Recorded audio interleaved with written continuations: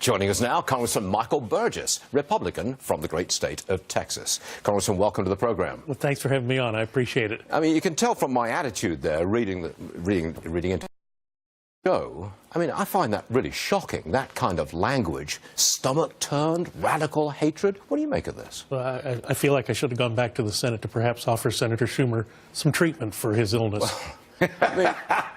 I mean, is that all you're going to say? I mean, look, I'm incensed at this. I mean, I just can't imagine this outpouring of contempt for our president. He worked alongside Jeff Sessions for I don't know how many years in the Senate. They were colleagues.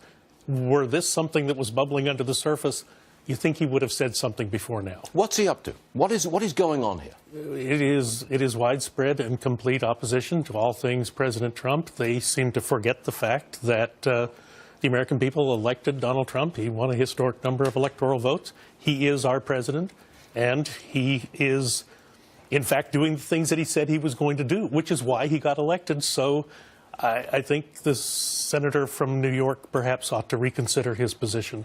Are you going to play hardball? When Mitch McConnell silenced Senator Elizabeth Warren for her language used against Jeff Sessions, that was playing hardball. Are Republicans in Congress going to do more of the same?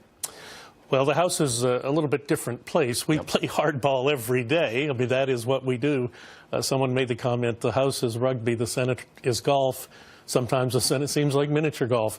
But nevertheless, the House is always a little bit tougher. You know, I think a lot of our viewers want to see you pound the table that, you know, they want a more robust position taking by the Republican Party. You're very soft-spoken. Well, realistically, that's how I made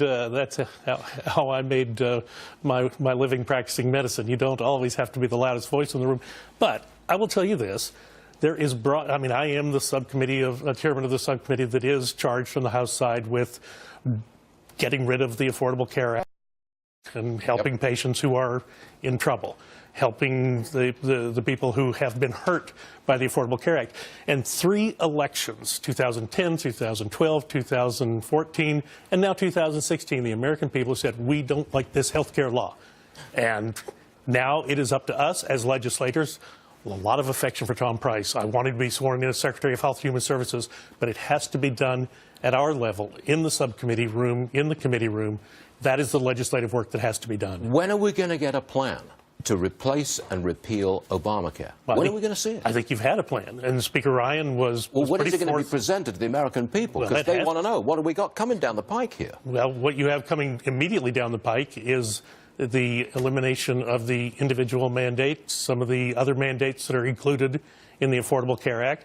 You know, under the Senate rules that require 51 votes to pass a budget reconciliation package, that's the first step. That starts the process.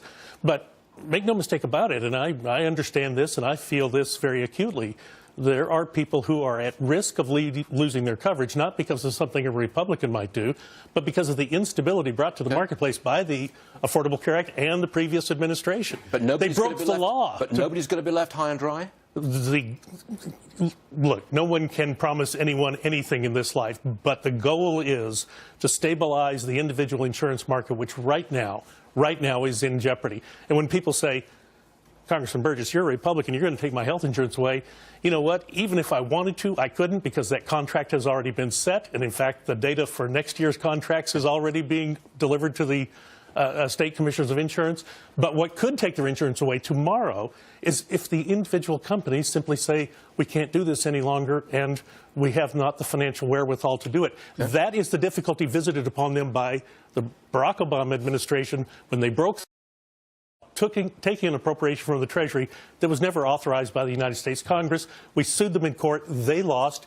That's in trouble. Congressman Burgess, pound the table for us all. Would you please? Yes! Good. Thank you very much indeed. Congressman, we appreciate you being here. You ask, we deliver.